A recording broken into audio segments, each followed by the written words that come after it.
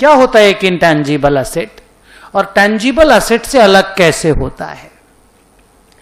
Tangible asset का नाम property plant and equipment है। टेंजिबल असेट का इंड एस 16 हम लोग काफी डिटेल में लेंथ में पढ़े हुए हैं।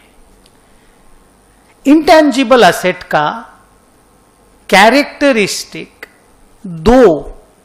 दो कैरेक्टरिस्टिक वही वाला है जो टेंजिबल असेट का था। 1, it is held for use. 2, it is going to be used for more than, बताइए, 12 months, more than 1 year, more than 1 year, 12 months, है ना। तो वो दोनों कैरेक्टरिस्टिक इसका भी है। बैलेंस शीट में प्रॉपर्टी प्लांट एंड इक्विपमेंट, उसके नीचे कैपिटल वर्क इन प्रोग्रेस, उसके नीचे इन्वेस्टमेंट प्रॉपर्टी, उसके नीचे गुडविल, उसके नीचे इंटेंजिबल, अदर इंटेंजिबल असेट्स आता है, because goodwill is after all N intangible asset. आप थोड़ा सा सरप्राइज्ड हो जाएंगे, पर यह सच है कि गुडविल को लेकर के, स्पेसिफिकली गुडविल को लेकर के अलग से इस इंडेस में बातचीत नहीं है, क्योंकि गुडविल बिजनेस एक्विजिशन में अराइज होता है। मतलब हम किसी का धंधा एक्वायर करेंगे, नेट असेट लेंगे, नेटो याद है, उसके बदले में परचेज कंसीडरेशन देंगे, पीसी, तो जो डिफरेंस हम एक्स्ट्रा पेमेंट करेंगे उसका नाम गुडविल है ना।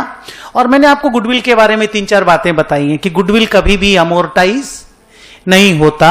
गुडविल को हमेशा इंपेयरमेंट टेस्ट में डालना पड़ता है एवरी ईयर, और अगर आप और जल्दी भी डालना चाहते हो तो जल्दी भी डाल सकते हो। फॉर एग्जाम्पल, अगर आप किसी यूनिट को अक्वायर किए और उस यूनिट में गुडविल है और उस यूनिट में मान लो मई महीना में प्रॉब्लम होने लग गया, तो आप मई में भी इंपेयरमेंट टेस्टिंग कर सकते हो। कोई गुडविल का इंपेयरमेंट एवरी ईयर एंड में हो ये जरूरी नहीं है, आप साल के बीच में कभी भी कर सकते हो।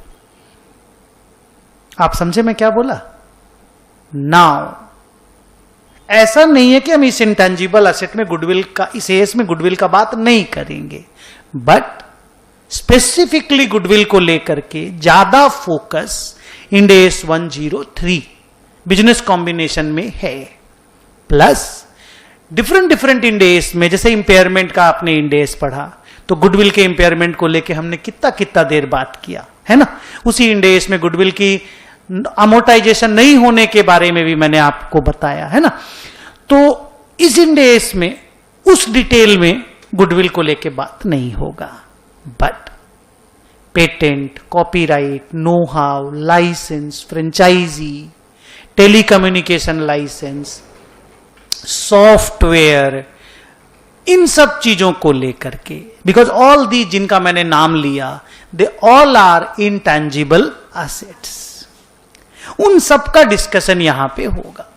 क्योंकि ये मुन्ना, ये सब वो इंटेंजिबल असेट हैं जिनको या तो खरीदा या बनाया जा सकता है।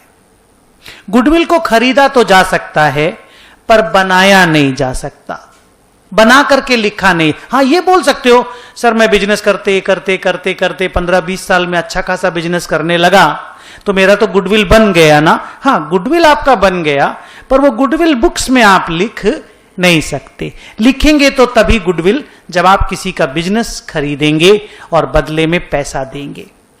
ऐसे गुडविल मार्केट में नहीं बिकता है कि go and buy a goodwill. You can go and buy a franchise, you can go and buy a telecommunication license from the government, but you cannot go and buy goodwill.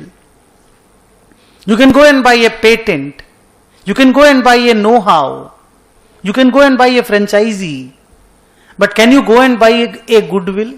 No, थोड़ा अलग type का asset है goodwill, है ना। तो यहां पे ना हम लोग वो जो अदर टाइप के इंटेंजिबल आइटम्स हैं उसका डिस्कशन ज्यादा करेंगे। गुडविल का बात आएगा जब जब करेंगे, बट आप उतना ज्यादा फोकस मत लेना। इंपेयरमेंट ऑफ गुडविल हम पढ़ा चुके, बिजनेस कॉम्बिनेशन जब मैं पढ़ाऊंगा तो गुडविल पैदा कैसे होती है उसका डिटेल आपके साथ शेयर करेंगे। ओके, आइए बात करते हैं कि एक इंटेंजिबल असेट किसको कहते हैं। इंस्टीट्यूट ने आंसर दिया, एक ऐसा non monetary asset, non monetary asset का डेफिनेशन मैं दूंगा आज तुमको। एक ऐसा नॉन मॉनिटरी एसेट जिसका फिजिकल एग्जिस्टेंस ना हो, क्या बोला फिर से बोलो, एक ऐसा नॉन मॉनिटरी एसेट जिसका फिजिकल एग्जिस्टेंस ना हो, अगर वो आइडेंटिफायबल हो और वो हेल्ड फॉर यूज हो, तो वो हमारा इंटैंजिबल एसेट